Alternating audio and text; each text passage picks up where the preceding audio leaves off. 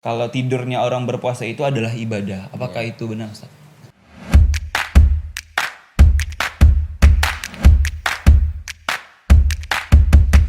Sebelum melanjutkan video ini, dukung channel kami dengan mengklik tombol subscribe agar selalu memberikan video-video yang bermanfaat. Terima kasih.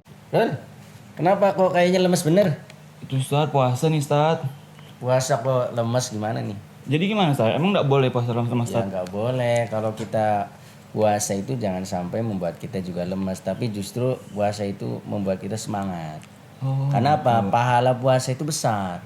iya. Jadi kalau kita puasanya lemes, ntar ngajinya lemes, terawihnya lemes, tadarusnya lemes, buka puasanya lemes juga. Berarti harus semangat nih. Harus tetap semangat. Jadi Allah dan Rasulnya itu mencintai orang-orang yang kuat. Kuat beribadah, kuat berpuasa, ya enggak? Kuat ngaji, kuat sedekah, kuat menulis. Assalamualaikum warahmatullahi wabarakatuh. Selamat datang di channel Inspirasi Indonesia, menginspirasi dengan karya. Alhamdulillahirrahmanirrahim, telah datang Ustadz Uzlah Maulana Ya. hadir di channel Inspirasi Indonesia. Mungkin teman-teman tadi udah kemarin kan kita ada buka Q&A nih Ustadz. Ya. Kita akan tanya dengan Ustadz, Ya. tapi sebelum itu kita tanya dulu tokoh Ustadz ya. Ya, Masya Allah. Ustadz Uzlah Maulana, sekarang aktivitas apa Ustadz? Ya, aktivitas sekarang biasa dakwah. Dakwahnya lewat Online? online Ya, karena benar. dalam kondisi seperti ini. Yang kedua juga ngajar tapi di rumah. Oke. Santri yang datang. Oh, ngaji. Tapi jumlahnya nggak banyak. Mm-mm. Tapi tetap mereka jaga jarak, Ya. belajar mereka hafal Quran. Gitu. Ustadz, Direktur Bait Quran Indonesia. Ya, saya ketua umumnya. Ketua umumnya. Lembaga Bait Quran Indonesia. Boleh ceritakan sedikit Bait Quran itu apa Ustadz? Iya, ini satu lembaga Mm-mm. yang kami dirikan di Kota Pontianak pada tahun 2013. Oke. Sampai- Berarti sudah mau 7 tahun ya? Ya 6 tahun lah Oh, berjalan. 6 tahunan. Oke. Alhamdulillah, Lembaga Bait Al-Quran Indonesia ini bergerak di satu di dakwah, Mm-mm. yang kedua di pendidikan, Pendidikan. Al-Quran, dan juga di sosial. Oh, sosial. Oke. Tiga lah ini yang fokusnya. Itu membina kah atau bagaimana? Ya, jadi kita ada juga alhamdulillah membuat unit rumah Qurannya juga Oh. sebagai santri untuk belajar Quran, Mm-mm. sehingga mereka itu bisa belajar dengan baik. Mm-mm. Kemudian juga yang kedua majlis taklim. Jadi kalau unit rumah Quran Bait Al-Quran itu untuk anak-anak, Mm-mm. tapi kalau majelisnya untuk orang tua. Mm-mm. Juga yang ketiga ada unit formal, Mm-mm. kita buka RA atau TK Islam. Ya Oke. baru dari dasar gitu. Mm-mm. Kalau untuk anggotanya sendiri Ustadz, ramai? Alhamdulillah, jadi kami pengurus juga ditambah dengan jamaah, alhamdulillah banyak Mm-mm. gitu ya yang ikut program baik di rumah Qur'annya maupun di majlis taklimnya, alhamdulillah. Kita karena juga keliling dakwah juga, jadi alhamdulillah jadi beberapa juga kita turun. Kalau Bait Quran sendiri itu yang pembuatnya itu siapa? Ya, jadi alhamdulillah kami yang menggagas itu. Oh, Saya pikiran dari teman-teman seperti itu Enggak, atau Ustadz sendiri? awalnya saya sendiri Oh, Masya untuk menggagas karena dulu awalnya kan saya di Jakarta. Heeh. Awal di Jakarta saya hijrah ke Pontianak karena ada permintaan dari Pak Rektor Universitas Tanjung Pura, Pak Rektor Tamrin, Ya, kemarin. yang 2 periode itu untuk membina pendidikan karakter atau yang Pendidikan. dikenal dengan pendidikan. Ya.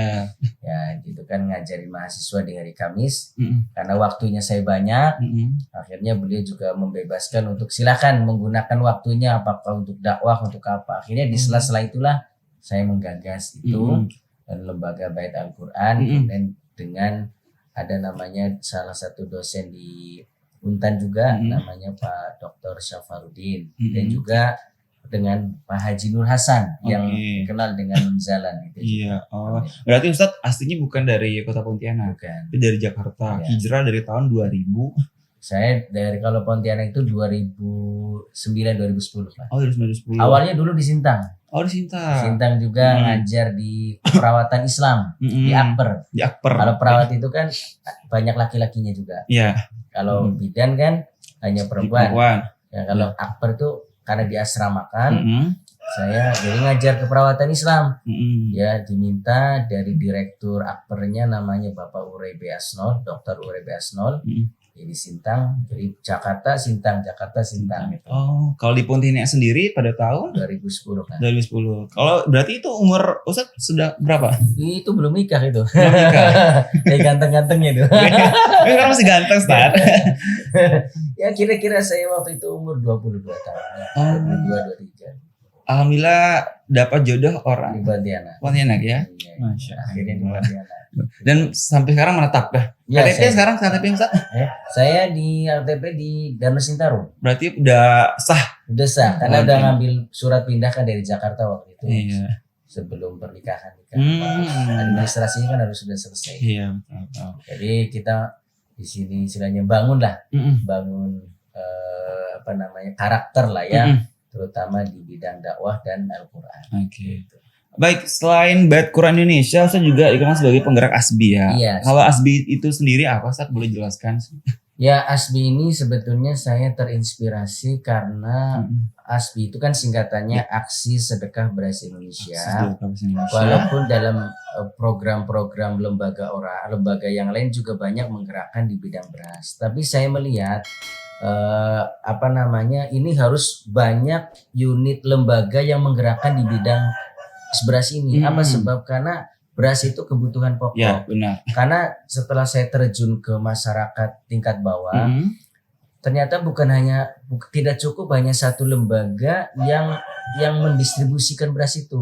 Karena kan masyarakat ini banyak. Iya, benar. Maka dari situlah atas izin Allah saya menggagas program ASBI. Waktu itu kami launching di PCC.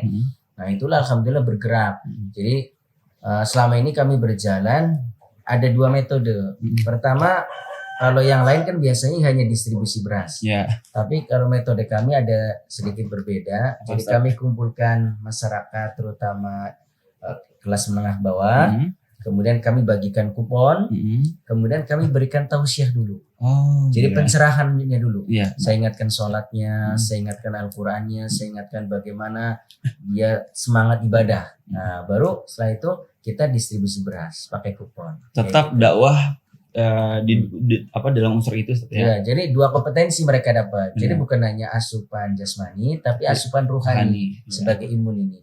Jangan sampai mereka hanya dapat beras, tapi imannya turun, imannya berkurang. Tapi kalau setelah dengarkan tausiah kan, saya kan fokusnya kan memang mengajak mereka itu bagaimana mencintai Al-Quran, mencintai sholat, mencintai ibadah. Akhirnya apa? Dengan dia sholat, dengan dia banyak ibadah, akhirnya kan terbuka rezeki. Karena sesuai dengan janji Allah dalam surah 65, surah Talak ayatnya 3, juznya 28. A'udzubillahi minasyaitonirrajim. Wa may yattaqillaha yaj'al lahu makhraja wa yarzuqhu min haitsu la yahtasib. Jadi cara satu-satunya cara agar kita terbuka dari kesulitan menjadi keluasan rizki, dari kesempitan menjadi lapang rizki, itu takwa itu. Barang siapa yang bertakwa, Allah akan buka jalan kemudahan dari kesulitan. Yang kedua, wa yarzuqhu min haitsu la yahtasib. Allah memberikan rizki dari jalan yang tidak diduga-duga. Ditambah lagi kata Allah, wa may yatawakkalallah, apalagi dia tawakalnya lebih tinggi lagi, fahuwa hasbuh, maka Allah akan cukupkan rezeki. Nah, itulah. Jadi asupan jasmaninya, asupan rohaninya dulu kita sampaikan ceramah dulu biar semangat ibadah. Baru kuponnya ada tim saya di depan. Kuponnya kan ada juga tim yang ke bawah yang berhak menerima, bukan orang kaya tentunya kan, tapi yang berhak mereka tukar kupon dapat beras. Jadi selama ini bergeraknya itu satu kakak baru 5 kilo. 5 kilo, tapi sudah terpacking, sudah bagus. Bukan kami packing ulang. Jadi yang beras yang ada pakai itu tuh jahitan tuh yang bagus. Jadi supaya senang, supaya ketika sampai di rumah beras habis itu digunakan. Masih bisa digunakan. Nah, gitu. Nah, itulah selama ini seperti itu. Tapi kalau untuk pondok biasanya karena ada juga pondok dan panti. Itu biasanya yang 10-an. Biasanya kami distribusi sampai 5 atau 6 kayak gitu. Kan Ustadz bilang diselenggarakan di PCC. Iya. PCC kan luas ya. Hmm. Berarti ASBI sendiri mengedarkan beras 5 kilo per KK itu untuk berapa banyak? Oh, waktu itu launchingnya di PCC. Oh, launchingnya. Tapi pasca launching Mm-mm. baru kami itu yang turun. Oh, seperti itu. yang Nah, turun. kalau ASBI sendiri berapa KK yang sudah diberi? Alhamdulillah kami sudah nggak hafal ya datanya gitu ya. Tapi alhamdulillah sampai kemarin pun sampai Sabtu pun kami masih turun gitu. Apalagi di musim pandemi begini kan banyak orang membutuhkan gitu. Jadi kami terus turun. Kadang-kadang udah nggak ngitung data lagi, udah brek aja gitu kan, Iya. karena sudah sangat dibutuhkan. Gitu. Kalau untuk berasnya sendiri, Ustadz, itu dari ASBI-nya sendiri atau donasi? Ya, alhamdulillah. Jadi kami kan ada nomor rekening ASBI. Jadi kami itu ya ajak kawan-kawan, teman-teman. Kami share di postingan kami share kawan-kawan, teman-teman. Alhamdulillah banyak yang merespon. Ada juga banyak yang diem aja. Iya. Gak ngerespon juga ada. Namanya ngajak kan. Iya, benar. Ngajak itu ada yang kadang-kadang disambut, kadang-kadang gak nyambut. Kalau Yang nyambut alhamdulillah. ayo gitu kan. Iya. Yuk lewat fasilitas ASBI, yuk kita ini. Bahkan ini saya kepengen ini di tanggal 3 itu kepengen gitu ya. 3 ini Mei. 3 Mei. Karena kan itu kan setiap bulan. Oh, iya. Distribusinya setiap bulan. Oke. Bahkan di bulan ini bukan setiap bulan, ini hampir setiap minggu nih. Iya, karena kasihan kan. Iya, benar. Kepengennya itu di bulan Mei ini tanggal 3 itu kan hari Ahad, berarti minggu ya. Iya. Kepengen ada punya cita-cita yang distribusi 1 sampai 2 ton kepengennya. Amin. Kepengennya kan baru cita-cita Iya. karena banyak yang membutuhkan. Benar sekali, karena ya kita lihat ya fase ini berdampak besar sekali, Iya. apalagi saudara-saudara kita yang di kalangan bawah.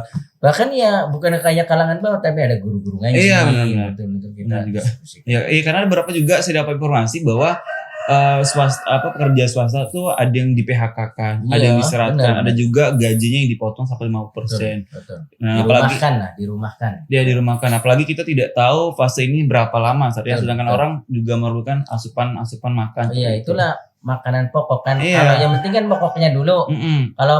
Kalau pokoknya yang nggak ada, apa yang mau dimakan? Benar. Kalau sayur barangkali ya anulah tambahan, cuman inilah pokoknya dulu. Iya. Gitu. Intinya berasnya dulu. Kalau ASBI sendiri pernah dapat donasi beras atau mengumpulkan beras itu terbanyak berapa ton? Sat?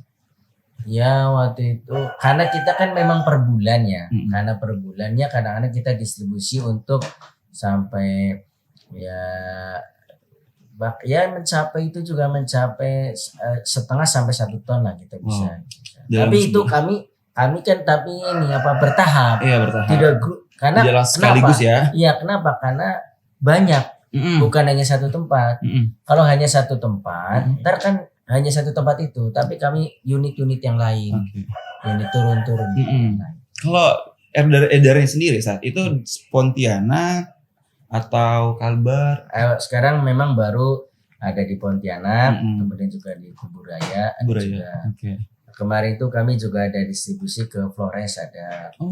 kawan di sana kan sangat membutuhkan, ya udah kami kirim ASBI lewat sana. Mm-mm. Tapi saya nggak ke sana, tapi memang sana. Berapa banyak kemarin Sat di Kemana itu baru 20 kakak. 20 kakak. 20 kakak, satunya 5 kiloan. Mm-mm.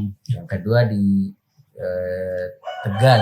Tegal. Ada Tegal, Kabupaten sama Pemalang. Mhm. Misalnya karena ada beberapa saudara, jadi Mhm. saya tunjuk untuk anukan itulah, ngurus itulah. Gitu. Di Tegal juga berapa banyak? Sama kayak gitu. 20 Jadi kakak. karena dia kalau di sana justru lebih banyak Oh. karena kan dia tinggal di bawah gunung ya, jadi agak ya yang anulah yang membutuhkan banyak. Oke. Benar sekali. Ustadz, selain ASBI Ustadz ya, Iya. kita mungkin ada teman-teman juga yang pengen setelah menonton ini Bang Ustadz ya, Iya. beliau mereka pengen mendonasikan Iya, rezekinya, bisa kemana Ustadz? Ya ntar bisa, alhamdulillah kita juga kan ada kantornya juga Kantor berlama di? di Jalan Danau Sintarum, Mm-mm. Komplek Cendana Asri B14. Oke. Nah di situ kita juga jadi unit rumah Quran. Unit ini tuh juga sekretariat ASBI. Kemudian bisa juga donasi lewat rekening ASBI. Kita Oke. ada rekening ASBI-nya. Nanti rekening kita tampilin di bawah Ustadz ya. Iya iya. Orang-orang yang pengen donasi itu bisa beras langsung dan bisa juga berbentuk. Untuk memudahkan itu sebetulnya pakai uang saja. Oke. Karena kasihan kan dia harus beli. Iya, benar sih. Tapi kalau pakai uang tuh bisa e-banking, Mm-mm. bisa lebih mudah. Jadi Iya. yang repot biar kami aja. Benar. Jadi biar kami amal solehnya distribusikan, Iya. ngebeli dan distribusikan. Benar-benar. Ya, teman-teman tetap di rumah mendonasikan Asbi yang akan terjun langsung. Iya. Oke, Ustadz. Kemudian Asbi ini sangat menarik, tapi kita boleh saya bertanya lagi, Ustadz ya. Ustadz juga salah satu penggagas wakaf akbar Quran. Oh iya. Alhamdulillah atas izin Allah Mm. kami mulai menggagas wakaf akbar Quran atau disingkat dengan wak. Oh iya. Itu sudah berjalan 5 tahun. Oh, 5 tahun. Dari tahun 2015. Mm-mm. 15 ya. Jadi ini tahun ke-6 sebetulnya. Mm-mm. Alhamdulillah. Jadi tiap program wakaf akbar itu awalnya dari 1.500, tahun 2015 1.500. Tahun 2016 itu 2.000. Oh. Tahun 2017 itu 2.500. Tahun 2018 2.500. Baru kemarin tahun 2019 itu mencapai 3.000. 3.000. 3.000. Kami jadi distribusikan ke beberapa tempat di Kalimantan Barat. Mm-mm. Bukan hanya Pontianak, kalau Iya. ini kan Kalimantan Barat karena bisa.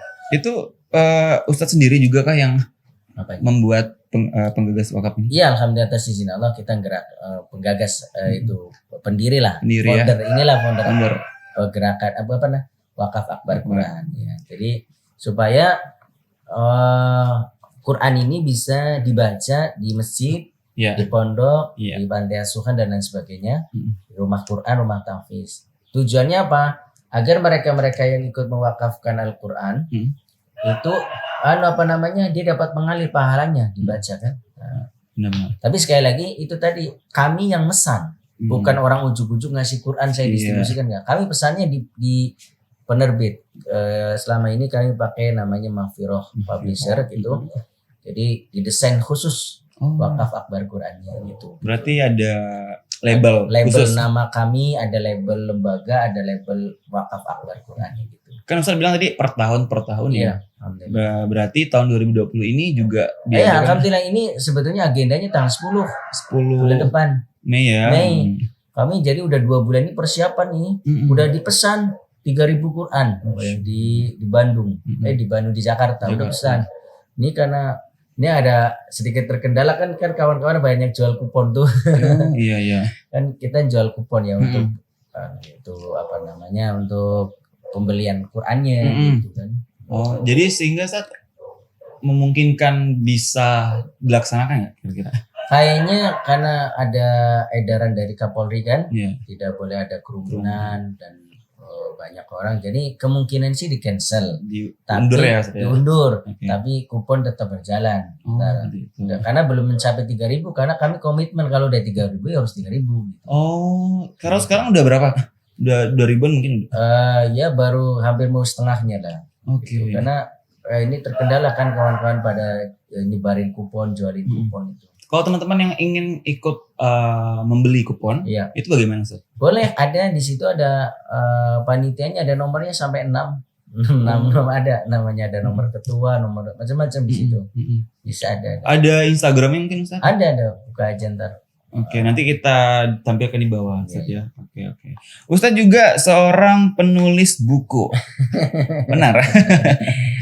Ya sebetulnya ini buku itu ya karena kepengin menuangkan. Iya. Menuangkan terutama buku-buku yang bernuansa Al-Quran dan Islam gitu. Bukan buku cerita. Iya. Karena saya bukan orang cerita gitu kan.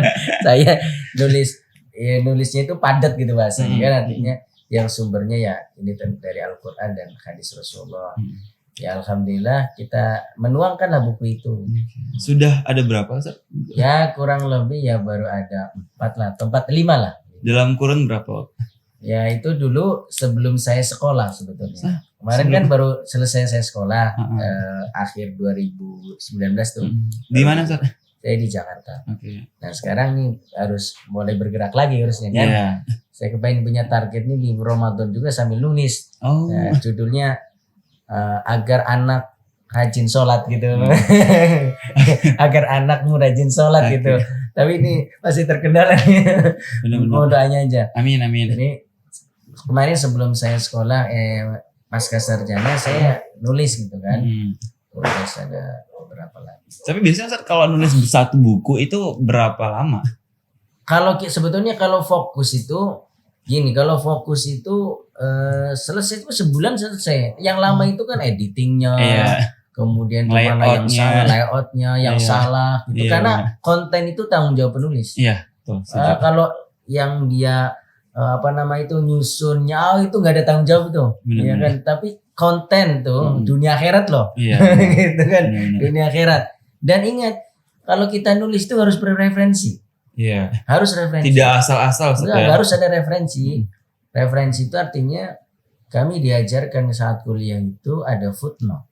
Mm-mm. Jadi di dalam satu lembar itu jangan sampai nggak ada footnote-nya. Mm-mm. Kita nggak bisa ngarang karena karya ilmiah itu semakin banyak footnote itu semakin ilmiah, Oke. semakin ilmiah. Mm-mm. Semakin nggak ada footnote-nya semakin tidak ilmiah. Mm-mm. Itu pesan dosen kami itu. Mm-mm. Jadi kami waktu nulis tesis juga begitu. Nulis tesis paling banyak kan paling hanya 200-an. Mm-mm. Itu referensi itu harus sampai 250 sampai 300. Wow. Jadi setiap lembar itu harus ada footnote, Iya. harus ada footnote. Hmm. Kalau enggak kami dibalikan, kayak gitu, digitukan terus. Jadi kalau kami diajarkan oleh dosen kami itu, guru kami itu, kalau itu 3 baris, Mm-mm. 3 baris masuk ke body tag, Mm-mm. masuk ke body tag itu masuknya footnote. Mm-mm. Tapi kalau lebih dari 3 baris, kita mengutip pendapat orang, mengutip dari buku orang, dimenjorokin, fontnya di sebelasin, ditanda petik, dan itu bukan kata kita. Iya. Nah gitu. Jadi bahwasanya pembaca tahu, oh ini bukan kata penulis, Mm-mm. tapi ini kutipan. Tapi kalau Waduh. 3 baris sampai 4 3 baris. baris masuk ke body tag, itu cukup di footnote kan. Mm-mm. Footnote-nya juga harus lengkap. Namanya harus ada, kemudian buku siapa yang menerbitkan, Sumbernya, ya. tahunnya, tahunnya, nomornya. Mm-mm. Karena biasanya kan buku itu kan ada upgrade ya. Ini buku tahun berapa nih, tahun Iya. tahun 45 atau tahun 8 gitu kan gitu. Ya gitu tuh. Jadi yang kedua, kami juga disupport oleh para guru-guru kami itu kalau memang nganu buku itu, kalau itu banyak harus dari jurnal. Oke. Karena jurnal itu dia penelitian. Mm-mm. Benar. Penelitian itu harus juga, kalau para penulis itu harus banyak ngambil dari jurnal. Jurnal ya. Jurnal itu. Nah, jurnal. Tapi selama ini kami baru buku-buku. Dan gak boleh sembarangan nyomot asal sumber ya. Iya. Misalkan nyomot ngambil web yang judulnya www goyang dompet kan nggak boleh gitu. Nggak boleh. Kami kena marah gitu. Nggak boleh. Kalau Jadi www.republika.com baru itu karena sudah mafhum, terkenal kan. berarti yang benar-benar Iya. informasi beritanya itu akurat ya. Akurat, Oke. jelas gitu, Jelas. clear, bisa di LPJ lah, laporan Iya. pertanggung jawaban kan. Nggak asal misalkan nemu apa di jalan jadi referensi gitu.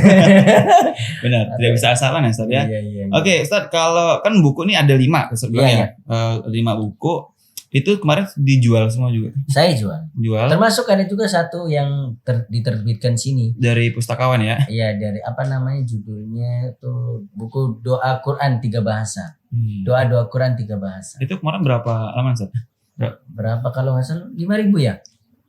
Apa 3.000 ya? Oh, 3.000 saya cetak. Oh, 3.000. 3.000 saya cetak. Habis ludes. Habis saya 700 saya sedekahkan, yang selebihnya saya jual. Masya Allah. 700 saya sedekahkan, selebihnya saya jual. Dan saat ini kurang lebih sisanya saya lihat di rumah itu Oh, masih ada. masih ada sisa, tinggal 90 kan. Boleh nih nanti satu. boleh. Tapi gini kan, karena stuck nggak berjalan karena saya kuliah kan kemarin. Iya benar. Saya kuliah kan dari akhir 2016. Mm-mm. Jadi 2 tahun setengah kan. Mm-mm. Kan di sana nggak mungkin sambil itu kan. Nah, sekarang jual lagi. Berarti terakhir buku di tahun, buat buku kemarin tahun Iya, 2016. 2016. Iya. Oke. Dan 5-5-nya bestseller Ustaz. Ya sederhana, kita jual-jual gitu aja lah. Yalah, Ustaz Beda juga. dengan ini best seller. Siapa? Beliau mana orangnya? Oke. Jadi saya juga kepengen sebetulnya ya ke depan tuh para guru, Ya. para dai, Mm. para pendakwah, duat atau para dai, para guru, para ustadz itu Mm. kepengen kita ada ngajak nulis gitu. Oke. Kepenginnya. Mm-mm. Ya walaupun kita baru dapat sedikit ilmu tapi bisa kita share gitu. Iya. Apa ini ada namanya ya Muslim writer. Wih, keren Ustaz. Iya. Belum ada Ustaz ya? Belum. Nah. Saya tuh kepengen ngajak itu kan caranya kan belum waktu. Iya. Kalau ini kan ahlinya nih Bang Farul kan. Iya. Tapi saya kepengen ngajak nih para guru, terutama para ustadz-ustadz. Mereka kan referensinya luar biasa. Kitab-kitab semua. Tapi kalau hanya sekedar kitab, manfaatnya untuk dianya saja. Iya. Tapi kalau sudah diterjemahkan lewat bahasa Indonesia, lalu dibukukan, kita distribusi ke masyarakat, ya apa lewat dijual atau apa terserah lah. Tapi kan manfaatnya lebih banyak. Iya, Tapi benar. kalau hanya sekedar di perpustakaan, saya juga punya perpustakaan pribadi ya. Di rumah. Alhamdulillah gitu kan punya perpustakaan pribadi. Kalau ini nggak ditulis ya ditulis dibahasakan dengan bahasa yang mudah untuk masyarakat ya sekedar begitu aja. Benar. Nah gitu. Iya. Jadi kurang manfaat. Khusus tuh para ustadz, para dai, para guru-guru Islam supaya apa? Mereka referensinya kan para kitab. Benar. Itu dituangkan, diterjemah kan mereka bisa kan karena bahasa Arabnya sudah luar biasa mereka. Dibukukan. Ada juga memang mungkin seperti saya Ustaz ya, orang kadang baca salah satu buku yang benar-benar berat itu kan juga kadang mau 2-3 kali harus benar-benar ditadaburi baru bisa paham. Mungkin konsep Ustadz biar bahasanya agak ringan dibaca, jadi semuanya bisa. Makanya kami ada nulis tuh yang bahasa ringan tuh namanya 30 akhlak muslim. Saya waktu itu cetak 2000 juga 30 akhlak muslim. Sisa berapa sisa Ustaz? 100. Boleh. Sisa 100. Itu bahasanya ringan. Ringan. Misalkan saya kan 30 tuh. Saya di bab 1. 3 bab saya kumpulkan tuh. 1 akhlak 1 sampai 10. Bab 2 20. 11 sampai 20. Terakhir 3 bab tuh. Contoh misalkan akhlak anak terhadap orang tua. Sederhana kan? Iya, sederhana. Saya tulisan ayat-ayatnya di situ, saya kutipkan ayat-ayatnya. Ini loh bagaimana anak bakti sama orang tua. Mendoakannya dapat rezeki, jangan lupa sedekah sama orang tua. Jangan pelit bakhil kan gitu. Kok lihatnya kayak ente sih. kan cuma ada saya di sini Ustaz. Iya gitu kan. Itu yang sederhana kan. Ketika orang baca, oh iya ya. Nah, yang kedua, akhlaknya apalagi misalkan bagaimana menjaga lisannya. Jangan suka ngomong kotor. Jangan sedikit-sedikit ada fitnah. Itu enggak boleh itu Bang Kamera. Silakan gitu kan. Iya. Nah, di sini yang sederhana kata Allah, berbicaralah kamu yang baik dan benar. Kalau sekiranya pembicaraan kita itu enggak ada baiknya enggak usah. Bicara yang bagus-bagus aja. Benar. Gitu-gitu aja sih sebetulnya ringan. Ringan kan. Jadi emang yang mengkonsumsi pun semua kalangan. Semua kalangan. Makanya ditulis di bawah tuh semua kalangan. Oke teman-teman semua, kemarin kita ada beberapa memberi pertanyaan Q&A Ustaz. Kita ada sesi tanya Ustadz jadi gitu. Jadi kemarin saya buat Q&A, siapapun boleh bertanya mengenai seputar Ramadan. Nah, jadi pertanyaan teman-teman akan kita tanya dan akan langsung dijawab oleh Ustadz Uzla Maulana. Oke. Saat ini ada pertanyaan pertama nih Ustadz. Ya. Bagaimanakah menurut Ustadz orang yang masih sholat di masjid dalam kondisi saat ini? Sekarang. Ya, sebetulnya satu kan sudah ada himbauan dari pemerintah. Yang kedua adalah ada juga tausiah dari Majelis Ulama Indonesia. Nah, fatwa ini memang sudah sudah disosialisasikan. Idealnya sih kita mengikuti ya. Idealnya kita mengikuti karena pemerintah dan juga ulama. Namun ketika di satu tempat, misalkan satu tempat di mana memang di situ sudah tidak ada yang terkena gitu, dan orangnya hanya di situ-situ aja, orangnya hanya itu kita udah kenal gitu kan. Orang misalkan sekitaran komplek misalnya gitu ya. Dan orangnya bukan orang dari luar, orang yang masjid ini bukan orang lalu lalang gitu ya. Nah, kayak misalkan ya di kampung-kampung gitu kan. Dan memang sudah diketahui di situ tidak ada yang terkena. Menurut saya sih tidak masalah, asal satu dia menjaga, tetap menjaga. Misalkan tetap dia cuci tangan, tetap dia pakai masker, tetap menjaga jarak dan sebagainya. Gitu. Seperti itu ya. Baik, tapi kalau memang sudah di situ masjidnya yang lalu lalang dan sebagainya dan terindikasi juga ada yang terkena barangkali di sekitarannya barangkali ya itu lebih baik sholat di rumah. Di rumah, iya. Benar sih. Betul. Jadi mungkin teman-teman yang Lihat dulu tempat. lihat dulu tempatnya ya, kondisi tempatnya. Benar. Karena di rumah pun juga nggak apa-apa Ustaz ya. Iya, Karena nggak kan apa-apa. ya kita ada himbauan kan Iya, dari pemerintah. dari pemerintah, benar. Ustaz, pertanyaan yang kedua, nih Ustaz, memang ada salah satu hadis yang biasa didengar ya. Ada itu berbunyi kalau tidurnya orang berpuasa itu adalah ibadah. Apakah itu benar Ustaz? Ya, tidurnya orang yang berpuasa ibadah itu selama dia menggunakan puasanya itu untuk amal soleh, untuk kebaikan. Sehingga ketika waktunya dia gunakan untuk amal soleh, untuk kebaikan, mungkin dia ada waktu untuk istirahat bagi dia, insya Allah akan menjadi nilai ibadah. Kenapa? Karena waktunya sebelumnya itu dia gunakan untuk kebaikan amal soleh, untuk tadarus lah, untuk qiyamul lail lah, untuk barangkali dia siang-siang bisa sodako kemana gitu kan, sampai waktunya letih, capek, dia ketiduran, insya Allah menjadi ibadah.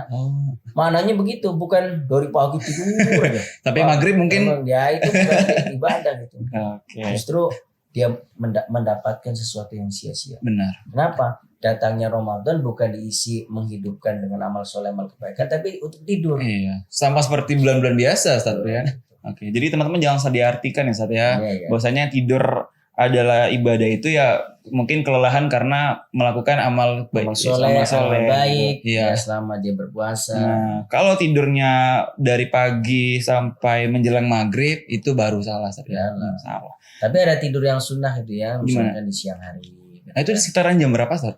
Ya mungkin bisa aja menjelang sebelum zuhur. Ya sebentar, ataupun setelah zuhuran lah. Oke. Jam 1, jam 2 ada waktu lah, setengah jam, 1 jam lah. Iya. Supaya badan ini juga ada hak untuk istirahat. Dan malamnya bisa melakukan itu ya, qiyamul lail Ustaz ya. Oke.